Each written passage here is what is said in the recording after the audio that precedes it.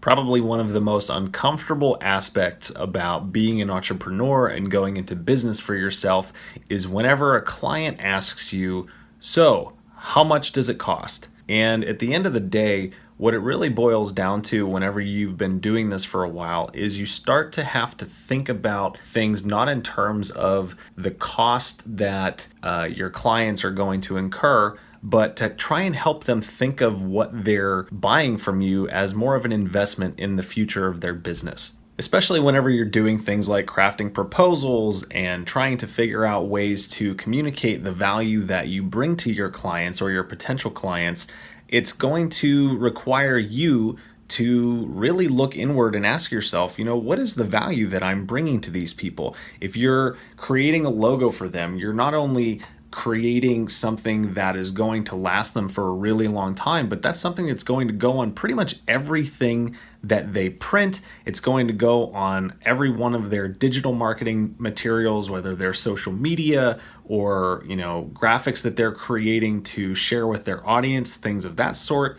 And these are things that you start to have to think about more in terms of a long-term investment strategy for your client's business, as opposed to just a quick and dirty, I just need to pay the rent this month. I'm going to do a logo for $100. If you're wanting to create some kind of a design agency or run some kind of creative business for yourself where you're doing creative work for other people, ultimately you can't do it long-term if you're going to be pricing yourself out of the market. And when I say pricing yourself out of the market, what I'm really talking about is if you're just hustling all the time and you're doing, $100 logos and $200 logos, and some people are still doing $5 logos, God forbid. If you're still doing that, what you're really saying is that you don't value your time and your expertise enough to charge what you're worth. People are coming to you because they need what you can do because they can't do it themselves. You're going to have to really start digging deep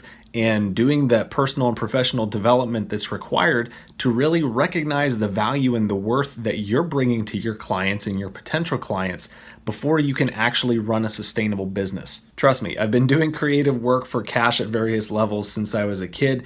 And whenever you're doing work that always has you hustling and always trying to just make ends meet, that's not sustainable for you long term. And sure, there are always going to be those days and those times where you're going to have to take a job that you're maybe not making exactly what you want to be making, but ultimately you're the one who's in charge of what you're going to be pricing your services at. And if you can't get to a point where you feel confident and you feel comfortable saying, yeah, you know what, I do charge 5 figures for X, Y, and Z, or I do charge 6 figures for X, Y, and Z, you're not going to be able to actually reap the benefits and the rewards of entrepreneurship that everybody is actually going after. I've done websites for a couple $100 and I've done websites for $25,000. What it really boils down to is you have to consider a wide variety of factors when it comes to pricing your services. Things like your market, the size of your audience, the size of your client's audience, how long you've been doing your work, how long that's going to take you to finish it, and most importantly, the value that you're bringing to your client. When I'm working for a friend of mine or someone who's just getting started in their business who has zero experience in the business world,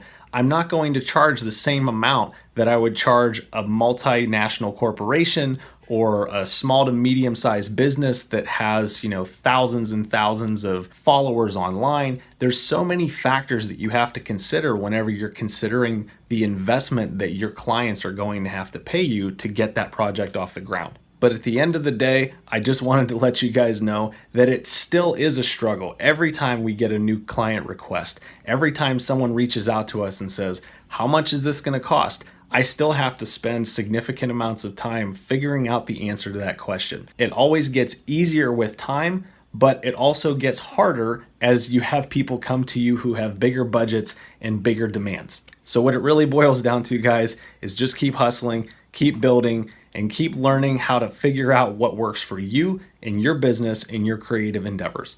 I hope this encourages you today. I'm Ryan Rhoades with reformationdesigns.com. If you have any questions, just let me know, and I'll talk to you soon.